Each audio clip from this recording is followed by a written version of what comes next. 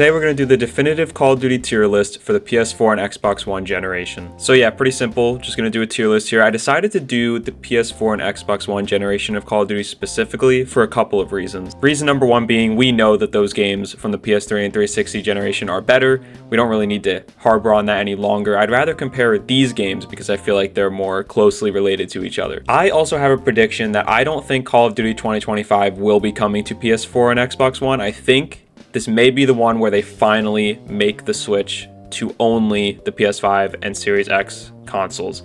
Maybe the new Switch and obviously PC, but you know what I mean. So I think now would be the time to look back at this group of games. And it's a very interesting group of games, and I think I have some pretty unpopular opinions on these ones, so that's why I think this could be a pretty interesting video. So first off, we have Ghosts, and this was the first one to come out on PS4 and Xbox One.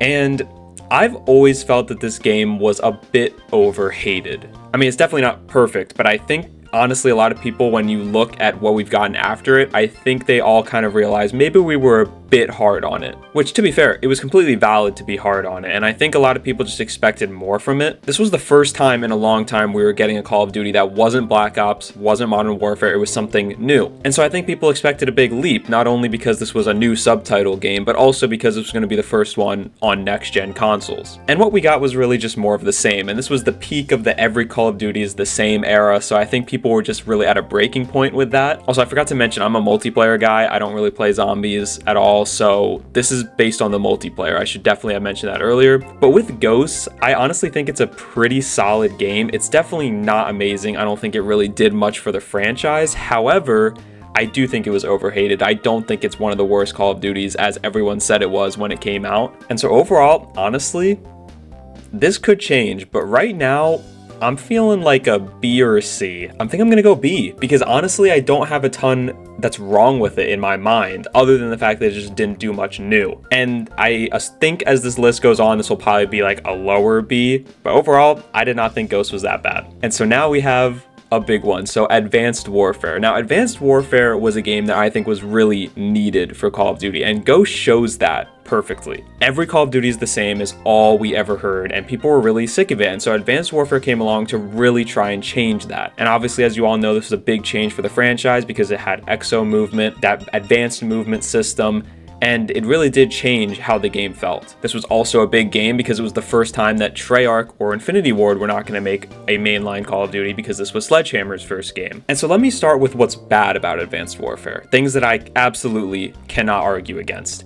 The supply drop system is the worst it ever was in Call of Duty. It was blatantly pay to win. You could get guns that were legitimately better than other weapons in the game, and there was no way that you could earn them without paying money. Well, you didn't really have to pay money, but you had to get them through a supply drop, which was luck-based, and so to improve your luck, you could buy more. So in a way, it was very pay to win. Obviously, you could just play for hundreds of hours and open the few free supply drops you would get and just pray. But for the most part, a lot of people just spent a ton of money trying to get the best weapons. And that ultimately, I think, really hurt this game a lot. I mean, it made them a lot of money, but I don't think it was worth it because it really did stain this game and the way people saw it. But let's put that aside and talk about the gameplay itself. I personally love it. I really love this movement system. I think it was fun. I think it really raised the skill ceiling in a way that we hadn't seen from Call of Duty. It wasn't just about your aim. You also had to really master this movement system. And I thought that was really cool. And it was really rewarding to get better at it. And I'll tell you right now, I was addicted to Advanced Warfare. I loved Advanced Warfare so much. I honestly have really, really good memories with it. One summer specifically comes to mind, the summer that this game had come out. And I literally played it every single day. I would wake up in the morning, play it, usually go out in the afternoon, do something, touch grass. And then I'd come home and just play it the entire night till I went to sleep. And that was what I did every single day for the entire summer of Advanced Warfare. It was something where I think this movement system, it's just all personal preference. There's gonna be people who absolutely hated it. There's gonna be people who absolutely love it. I personally loved it. And I never really paid money for the supply drops because I was pretty young. I didn't really have money like that, but I still remember the weapon that I did get, and it was the BAU 27 Inferno. That thing was my baby. I loved it. It's the only gun I ever used. I just loved it so much, and I do have really great memories with this game, and I think it's legitimately great. And I want to see Advanced Warfare 2. Someday I would love to see Advanced Warfare 2. I don't think it'll happen, but I would just love it. And I think, honestly, I think it's time to go back to advanced movement in some way. But for now, I'm gonna put Advanced Warfare in A. Advanced Warfare is going in A.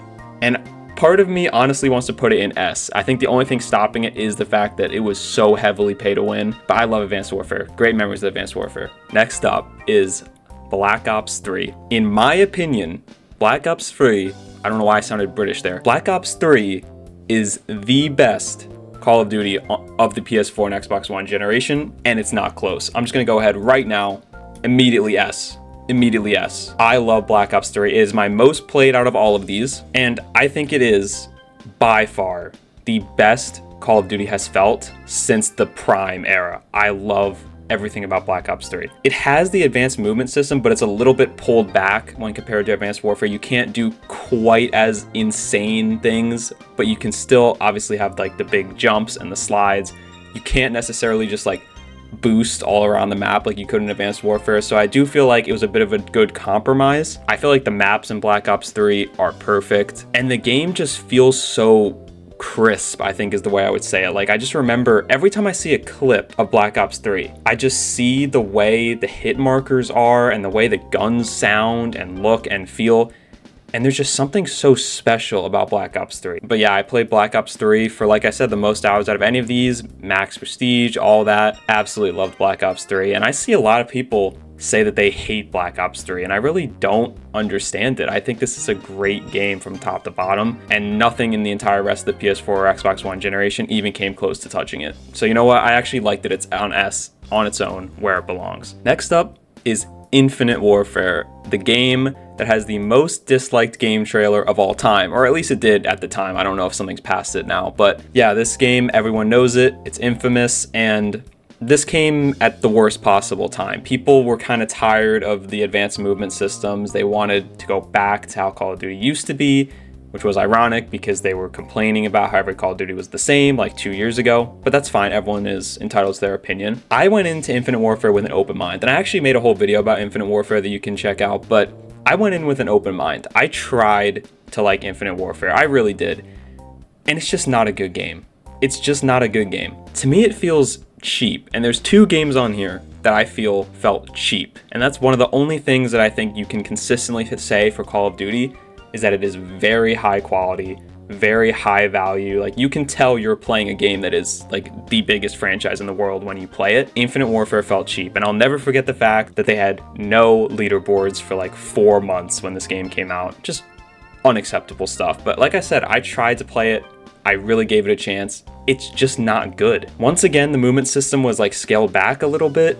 I feel like it's the worst out of all the EXO movements. It just doesn't feel very smooth. It sort of feels like Infinity Ward didn't really know how to do it, which in my opinion, why did you do it then? I mean, no one, I don't think, was forcing you to do it, and people just didn't want this game. I didn't really want it. I tried. I didn't like it. I know we're only talking multiplayer, but that does have one of the best campaigns in Call of Duty, so there is that, but I'm not counting that for this. Part of me honestly wants to put it in F.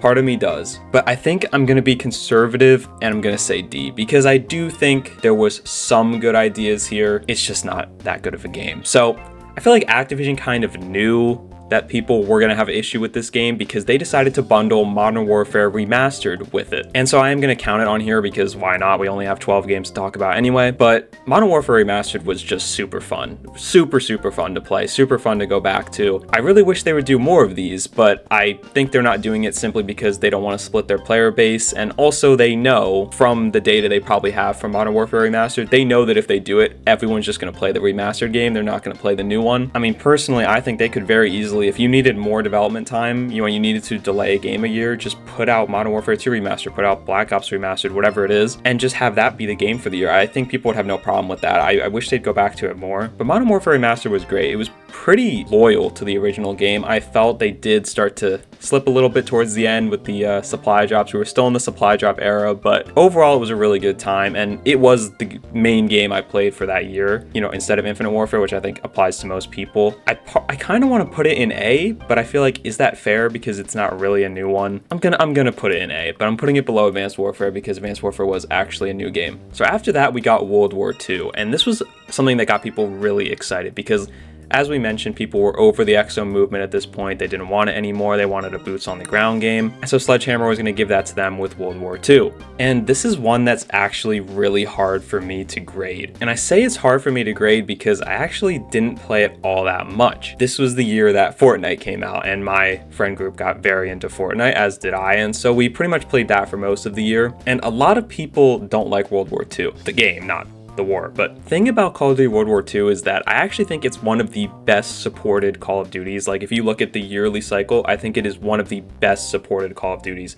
The things that they fix, the things that they change, they really put their all into this game, and I really have to respect that. I also know this game's ranked mode was like pretty good as well. I didn't play it too much, but I know people got really into that, which seems to be something that Call of Duty has struggled with in the years that followed, so that was kind of strange to see. Overall, I think World War II is a very kind of like middle of the line Call of Duty, because there are times like at launch where it was really not in a very good state. As the year went on, they supported it a lot. They got it to a really good place. However, I also didn't play it that much due to other games that were out at the time, so I am just gonna go with a C. I think this game could easily bump up to B, but we'll leave it there for now. C was looking lonely. Next up is one that I think sort of seems to be mixed. Everyone I talk to seems to have a different opinion, and that's Black Ops 4. So Black Ops 4 came out, and it was in a bit of a weird place because I feel like they wanted to do more with what they did with Black Ops 3, but at the same time they saw how the community wasn't loving exo movement, and so they ended up in this weird middle ground. And for me, I just felt like this game did not feel good to play at all. And I mentioned how I thought that there was one other Call of Duty that felt cheap, and this is actually the one for me. I mean, when I look back at gameplay and I see Black Ops 3 gameplay and I see Black Ops 4 gameplay, I think Black Ops 3 looks better. Like, everything about the game, like graphically and also just how it plays, like it looks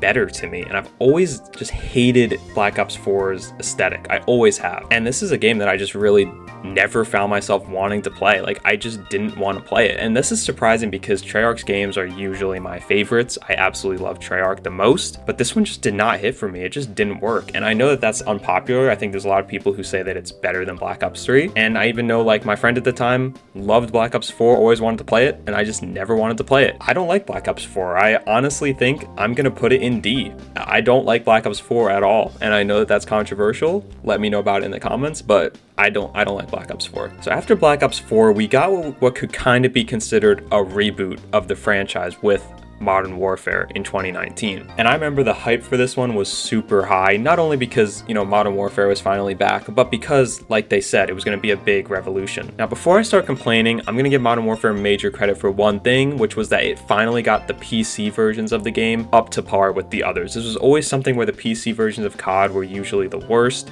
Obviously, it is a console game first and foremost, but the PC versions are always very lacking. And I feel like Modern Warfare, getting that engine better, getting that engine to a place where, you know, it could be on PC pretty easily, that really helped Call of Duty in the long run, not just with this game, but just in general. So I have to give them credit for that. The other thing about Modern Warfare 2019 is I think when a lot of people talk about this game, they talk about it in the context of Warzone, because Warzone came out during this game's life cycle. It's, you know, it was part of Modern Warfare. But I don't know if we should really count that with this game, because I think this game, Modern Warfare, is terrible. I don't like this Call of Duty at all. I remember when I got this game, like the day it came out, like I got all these games the day it came out, I just hated it. Like, I was like, what is this? It was so slow, the pacing was so bad, and it just seemed to me like they didn't really understand what people loved about Call of Duty for so many years. Now, strangely enough, I actually played this game a lot because, as many of you know, this was when the pandemic happened, and so me and my friends played this game a lot, but I was usually honestly just playing it as something in the background while we talked. Honestly, I never really enjoyed it that much, and I don't think it's fair to count Warzone as part of it. However, I'm not going to put it in F simply because I did play it a lot, and also I do appreciate the things that it did with the engine. That was really big for the franchise. They did a great job with that. Next, we got another one that seems to really stump people, which is Cold War. I remember this game's entire life cycle. People said this is the worst Call of Duty ever, and I never understood it. I loved Cold War. I played it the entire year, never wanted to stop. I absolutely loved it. I definitely don't think it's Treyarch's best work, and part of that was because the deadline, I think, just caught up with them and they weren't really able to have it fully finished at launch. But like, I really never understood the hate. I think this is a really solid feeling Call of Duty. And out of all these games, this is my most played one other than some of these ones at the top in S and A. I do recognize it has a lot of issues. I think a lot of it wasn't Treyarch's fault, but it does have issues. And overall though, I never understood the hate for this game. I really, really like it. And I'm gonna put it in high B. I think it is actually a really good Call of Duty, and I don't understand the hate. So after Cold War, I was starting to feel pretty good about Call of Duty again. You know, I had played it for a lot of hours, really enjoyed it. And then we got Vanguard. And I remember being pretty disappointed when Vanguard was announced, simply because I'm just not a huge fan of the World War II timeline for a Call of Duty game. I feel like it's very limited, and I do recognize that there's positives to that, but I just feel like it's very limited in what they can do with the maps, the weaponry, camos, all that kind of stuff. And then if they do try to experiment out, it just feels weird to me, and it makes me feel like, well, why don't you just make a modern game then? And Vanguard is one where I'm like, I have no idea why they even made this game. I guess they just had no better idea, so they just did it. I have no idea why Sledgehammer made this game. I don't think they even wanted to. And this is one of my least played Call of Duties ever. I think it actually might be my least played Call of Duty. I just didn't like it at all. It was just boring to me. It didn't feel good to play. And what they did in the second half of this game's life cycle, which was essentially make it like a time traveling game where just anything could happen, it was just so weird and it just felt directionless, and I just don't know why Vanguard even exists, honestly. That's gonna get my first F, simply because I barely played it, I don't think it's well made, and I don't even know what the vision was. They were just doing random shit with this game, and I don't like it at all. After that, we got Modern Warfare 2 in 2022,